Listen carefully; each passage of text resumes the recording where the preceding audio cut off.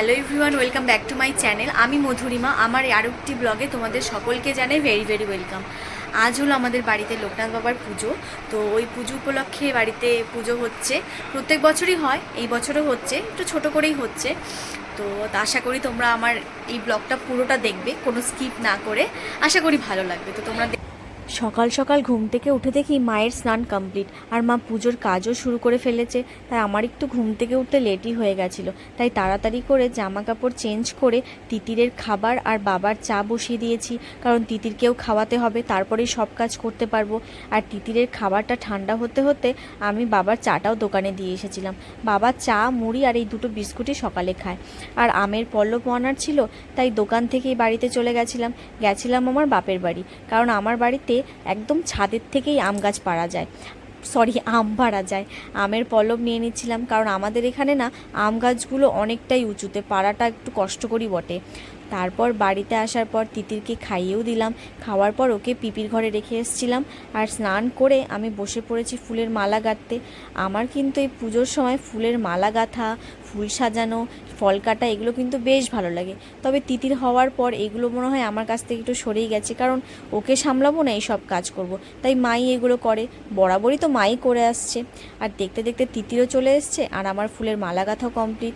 আর যখন মালা পরাতে যাব দেখলাম একটু বড়ই হয়েছে, তাই ওটাকে ঠিক করে তারপরে আবার পরিয়েছিলাম। আর এইবার শুধু ঠাকুরের কাজ বলতে এই মালাটা একটু গাঁথতে পেরেছি, আর একটু চন্দন বেটে দিয়েছি মাকে। তারপর ঠাকুরমশাই চলে আসবে বলে মা বললো তাড়াতাড়ি রেডি হয়ে নে, তাই এই ঘরে এসে আমি রেডি হয়ে যাচ্ছিলাম। আর এই শাড়িটা আর হালকা একটু মেকআপ করেছি, মেকআপ বলতে ওই লিপস্টিকই আর কি। তারপর দেখতে দেখতে ঠাকুরমশাই চলে আসলো। এদিকে ঠাকুরমশাই চলে এসছে, রিজুর আর তিতিরের পাত্তা নেই, ওরা গেছিলো একটু ইনভাইট করতে। আর তাড়াতাড়ি ফোন করে যাচ্ছে যে তাড়াতাড়ি বাড়িতে আসো, ঠাকুরমশাই চলে এসছে। তারপরে দেখতে দেখতে ওদেরও চলেও এসেছিলো, কারণ রিজু সকালেই স্নান করেছে, তাই চিন্তা ছিল না। তারপরে বাকিটুকু ভাই আর মৌলি মিলে ইনভাইট করেছে। আর এই দেখো আরেকজনকে কি অবস্থা, কাশি নিজেই বাজাবে, কিছুতেই আমাদের বাজাতে দেবে না। তা বলছি ওকে যে নিচে নেমে বাজা, না, ও বিছানার উপরে উঠেই বাজাবে।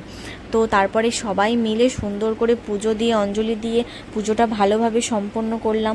আর তারপরে পুজো শেষ হয়ে যাওয়ার পর আমরা প্রত্যেকে একটা একটা করে ঠাকুরের সামনে মোম জ্বালিয়েছিলাম, আর নিজের মনের ইচ্ছা ঠাকুরকে বলেছি যাতে সব পূরণ করে। আর আমার এটা নিজস্ব একটা ধারণা যে আমার বাড়ির এই ঠাকুর কিন্তু খুবই জাগ্রত। হয়ে গেছে, পুজো কমপ্লিট হয়ে গেছে। তো আমি এখন খিচুড়ি আর সবজি করতে হবে, তো মা করবে, আর আমি এখন একটু রান্না বসাই, কারণ একটু পরে সবার খিদা পেয়ে যাবে।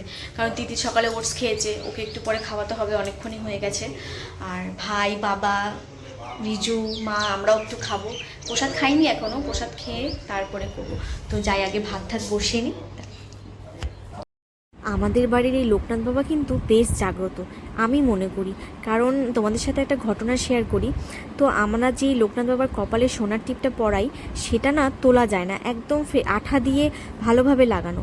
তো আগের বছর ফ্রেমটা চেঞ্জ করেছিলাম, তো তারপরে ফ্রেমটা চেঞ্জ করার পর সোনার টিপটা আবার বসানো হয়েছিল, বেশ শক্ত, কিন্তু কিছুতেই ওঠানো যায় না।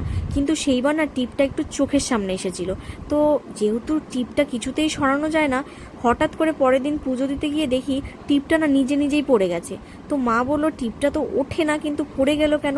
তারপর মা বলছে কেন বলতো পড়ে গেছে, কারণ টিপটা না একটু চোখের সামনে লেগে গেছিলো, তাই হয়তো লোকনাথ বাবার চোখে অসুবিধা হচ্ছিল, তাই টিপটা ফেলে দিয়েছে। তো এটা একটা অলৌকিক ঘটনা বলে আমি মনে করি, কারণ এই টিপটা না কিছুতেই সরানো যায় না, যতই চেষ্টা করো না কেন। কারণ ফ্রেম চেঞ্জ করার সময় অনেক কষ্ট করে ওঠানো হয়েছিল, তবুও চেঞ্জ করতে পারছিলাম না। কিন্তু হঠাৎ করে এত একদম শক্ত টিপ হঠাৎ করে পড়ে গেল, তখন ভাবলাম যে চোখের সামনে এসেছিল বলে টিপটা পড়ে গেছে, না হলে কিন্তু টিপটা ঠিক থেকে যেত। আর তাই আমি তোমাদের সাথে এই গল্পটা শেয়ার করলাম যে আমার মনে হয় আমাদের বাড়ির লোকনাথ বাবা কিন্তু মানে খুবই জাগ্রত। আর বলতে নেই, মানে যখন কোনো বিপদে পড়ি বা যা কিছু ঠাকুরের কাছে চাই বলবো না, যখন বিপদে পড়ি তখনই ঠাকুরের শরণাপন্ন হই। তো মানে ঠাকুরকে খুব মন প্রাণ দিয়ে রাখি, ঠাকুর কিন্তু সেই বিপদ খুব ভালোভাবেই কাটিয়ে দেয়, কোনো অসুবিধা হয় না, পরে সব কিছু টেনশন মুক্ত হয়ে যায়।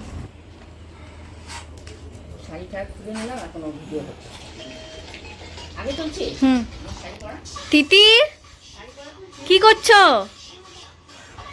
কি করছো? কেন? মোবাইল দেখা ভালো? দেখতে হবে না, মোবাইল ছেড়ে দাও, মোবাইল দেখতে হবে না।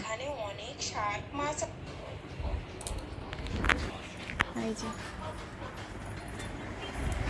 আর তোমাদেরকে দেখাই আমাদের বাড়িতে এখন নতুন সদস্য এসেছে দুজন, তোমাদেরকে দেখাই দাঁড়াও। এই দেখো টম এন্ড জেরি,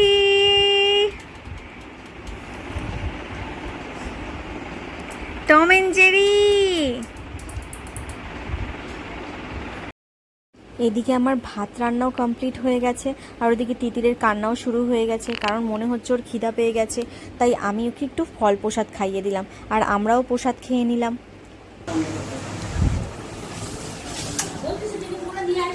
তিতির, আজকে আমাদের বাড়িতে কি পুজো হলো? কি পুজো? নোকটান বাবার পুজো। তুমি কি চেয়েছো নোকটান বাবার কাছে? আমি নোকটান বাবার কাছে হ্যাঁ ঠাকুর চাইছি। ঠাকুর ঠাকুর চেয়েছো? হ্যাঁ। কি ঠাকুর? নোকটান বাবার ঠাকুর।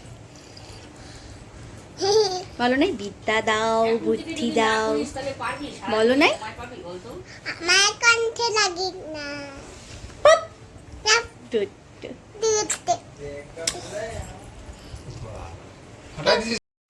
আর এই শাড়িটা আমি অনেক দিন পর পরেছি, আর এটা কিন্তু আমার ভাত কাপড়ের শাড়ি। সেই 5.5 বছর আগে পরেছিলাম, তারপরে হয়তো 1-2 বার পরেছি। বেশ ভালোই লাগছিল আজকে পরে। তারপর সবাই মিলে প্রসাদ খেয়ে আমি সবজি কাটতে বসেছিলাম, আর একে একে সবজি কাটার পরে রান্না করে ফেলেছি। বেশি কিছু করিনি, কারণ সবাই তো রাত্রেবেলা খিচুড়ি সবজি খাবো, তাই হালকা পাতলাই করেছিলাম। যেমন ডাল, বাবার জন্য উচ্ছে ভাজা, আমাদের জন্য পটল ভাজা, পাঁপড় ভাজা, ব্যাস এইটুকুই করেছিলাম। তারপর তিতিরের যেহেতু খিদা পেয়ে গেছিলো, কারণ একটু আগে অল্প একটু ফল খেয়েছে, তাই ওকে খাওয়াতে বসিয়েছিলাম। আর ওকে কিন্তু মোবাইল দেখায় একদমই খাওয়াই না, কারণ অনেকটা লেট হয়ে গেছিলো, তাই তাড়াতাড়ি খাওয়াতে হবে, আর কাজও ছিল অনেক, তাই মোবাইল দেখিয়ে খাওয়াচ্ছিলাম। ওদিকে মা বলল যে রিজু নাকি আজকে খিচুড়ি করবে। আমি তো শুনে বলি কি ও করবে, ও কিন্তু এসব কাজ বেশ ভালোই পারে। ওইদিকে রিজু একটু ডালটা ভেজে নিচ্ছিল খিচুড়ির জন্য, আর তিতিরকে আমি ঘুম পাড়ানোর জন্য চেষ্টা করছিলাম। কিছুতেই ওর চোখে ঘুম নেই, কিন্তু তারপর তিতিরকে ঘুম পাড়িয়ে রিজু দেখতে দেখতে দেখলাম রান্নাটাও বসিয়ে ফেলেছে। খিচুড়িটা প্রায় অলমোস্ট হয়ে গেছে, আর এতগুলো খিচুড়ি এটা কিন্তু 1 কড়াই হচ্ছে, তারপরে আরও 1 কড়াই বসাতে হবে। আর এদিকে আমি সবজি কাটছিলাম, ওদিকে ছোটোমণিও সবজি কাটছিল। আর এই মিষ্টি আলুগুলো কাটতে এত অসুবিধা হয়, কারণ খুব শক্ত থাকে, তাও কষ্ট কষ্ট করে কেটে নিচ্ছিলাম। আর আমরা কিন্তু সবজি 1 গামলা কেটেছি, আমি তো অল্প কয়েকটাই কেটেছিলাম, ছোটোমণি কিন্তু একবারে 1 গামলা কেটেছিল, আরও কিছু বাকি ছিল। আর এই দেখো আমাদের ঘরের অবস্থা। বাইরে যেহেতু কাজ চলছে, তাই বাইরে সবজি কাটা যায়নি, কারণ বাইরে চারদিকে জল কাদাতে ভর্তি, তাই রান্নাটাও এবার এই বারান্দাতেই করা হয়েছে। তারপরে এই দেখো রিজুর হাতের খিচুড়িও তৈরি হয়ে গেল। এত সুন্দর খেতে হয়েছিল যে তোমাদের কি বলবো। রিজু কিন্তু খিচুড়ি করেছিল, তাও 2 কড়াই, আর ছোটোমণি করেছিল সবজি, অনেকগুলোই হয়েছিল। আর এই দেখো ফাইনালি আমাদের খিচুড়ি সবজি দুটোই রেডি হয়ে গেছে, আর সন্ধ্যাও হয়ে গেছে, তাই একে একে সবাই প্রসাদ খেতেও চলে এসেছিল। বেশ ভালো লাগছিল দেখতে। আর পুজো হলে বাড়িতে সবাইকে কিন্তু প্রসাদ দেওয়াটা বেশ ভালো লাগে, আর সবাই যেমন তৃপ্তি করে প্রসাদ খায়, তখন কিন্তু মনটা আনন্দে ভরে যায়। আর এবার কিন্তু প্রসাদ অনেকটাই করা হয়েছিল, তাই সবাই খেয়েছে, আর সবাইকে একটু বাড়ির জন্য পাঠিয়েও দিয়েছিলাম। এদিকে মা বসে বসে সবাইকে প্রসাদ দিচ্ছিল, আর আমি ওই ঘরে ফল কাটছিলাম, আর খিচুড়িগুলো বেড়ে বেড়ে রাখছিলাম। আর এটা ছিল ডাবের জল, এটা খেয়েই কিন্তু প্রসাদটা খেতে হয়। আর ভেবেছিলাম যেন ঠাম্মা আসবে না, কারণ ঠাম্মার শরীরটা একটু খারাপ, কিন্তু ভাই ঠিক ঠাম্মাকে নিয়ে এসেছে। ঠাম্মা খিচুড়ি প্রসাদ খায়নি, খেয়েছিল শুধু একটু ফল প্রসাদ। আর এদিকে ভাইকে একটু খিচুড়ি দিয়েছিলাম, গরমের মধ্যে ও বলছিল খিচুড়ি খাবে না, কিন্তু এবার কিন্তু গরমটা অনেকটা কম, কারণ বৃষ্টি বৃষ্টি ওয়েদার। আর এদিকে এখন বেজে গেছে রাত্রি প্রায় 10টা। রিজুর কিছু বন্ধু বান্ধব আর পাশে কিছু দাদারা এসেছিল, আর এটাই কিন্তু শেষ ব্যাচ ছিল। আর সবাইকে প্রসাদ দিয়ে এখন রাত্রি 11টার সময় সব গুছিয়ে আমি আর মা খেতে বসেছিলাম। আর এত টায়ার্ড লাগছিল যে কি বলবো। আর রিজুকে ভিডিও করতে বলেছে, আর দেখো মাথা কাটা গলা কাটা ভিডিও করেছিল।